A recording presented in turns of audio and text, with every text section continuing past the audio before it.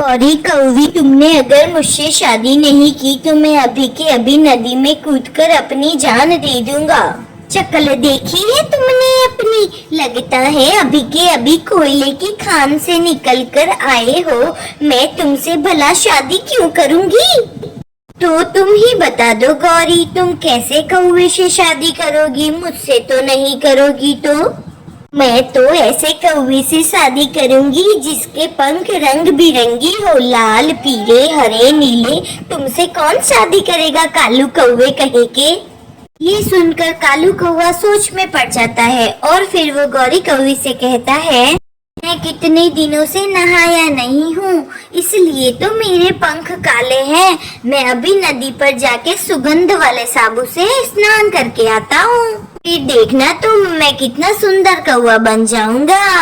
ऐसा कहकर कालू कौवा वहाँ से चला जाता है। कालू कौवा फूलों के जंगलों में जाकर बैठ जाता है और सोचने लगता है कि अपने पंखों को कैसे रंगीन बनाए।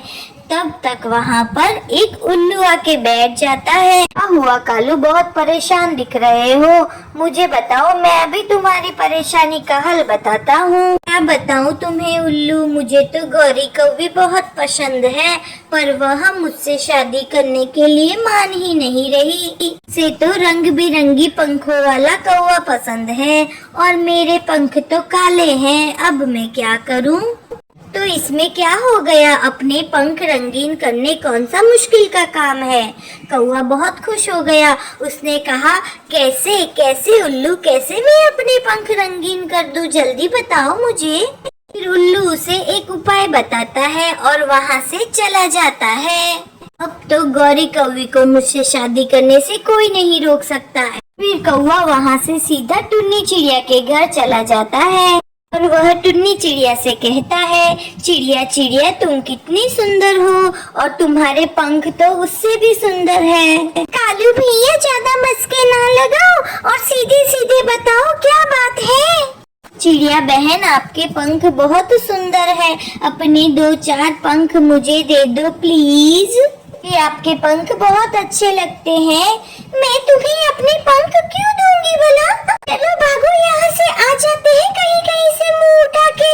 कालू कौवा परेशान होकर वहाँ से चला जाता है। रास्ते में उसे एक सुंदर मोर दिखता है और वह मोर के पास जाके बैठ जाता है। अरे मोर, तुम कितनी सुंदर हो, मैं भी तुम्हारे जैसा सुंदर बनना चाहता हूँ। तुम तो हो कालू कौवे, तुम्हारे पंख भी है काले काले। मैं इतना सुंदर हूँ, मेरे पंख इतने रंग बिरंगी है, तुम मेरी तरह सुंदर कैसे बन सकती हो भला? अरे मोर भाई, इसीलिए तो मैं तुम्हारे पास आया हूँ। आप मुझे अपने 2-4 पंख दे दो तो मेरे पंख भी रंगीन हो जाएंगे। तुम्हारे पंखों को मैं अपने पंखों के ऊपर चिपका दूंगा और इसी तरह मैं भी सुंदर बन जाऊंगा। कौवे की बात सुनकर मोर समझ जाता है, ये तो कोई पागल कौवा है और मैं इसे और भी पागल बना देता हूँ। ठीक है कालू कौवे, तुम मेरे लिए थोड़े से दाने लेकर आ जाओ। मैं दाने खाकर अपने पंख फड़फड़ाऊंगा और नाचूंगा तो मेरे पंख नीचे गिर जाएंगे। उसमें से तुम 2-3 पंख उठा लेना। कौवे को मोर की बात बहुत पसंद आती है और मोर भी कौवे को पागल बना देता है। खुश होकर कहता है, ठीक है मैं जाता हूँ और तुम्हारे लिए अभी कहीं से दाना लेके आता हूँ। ऐसा कहकर कौवा वहाँ से चला जाता है। आज तो इन पक्षियों की खैर नहीं, मेरी सारी फसल बर्बाद कर दी। मैं छोड़ूंगा नहीं इन पक्षियों को। किसान डंडा लेकर खेत में छुप जाता है और फूटी किस्मत उस कालू कौवे की कि वो उसी खेत में आता है और दाना लेने लगता है। कौवा जैसे ही दाने लेने लगता है वहाँ पर किसान आ जाता है और कौवे की खूब पिटाई करता है। डिशुम डिशुम डिशुम, कौवा चिल्लाता है, मुझे छोड़ दो, जाने दो। डिशुम डिशुम डिशुम, किसान कौवे को बहुत मारता है और कौवा किसान से पीछा छुड़ाकर वहाँ से भाग जाता है। बड़ी मुश्किल से किसान से कौवे ने पीछा छुड़ा लिया और फिर वह कौवा वापस उल्लू के पास गया। उल्लू भैया, तुम्हारी तरकीब मेरे तो कुछ काम ना आई, मार भी खा ली और मेरे पंख तो काले के काले।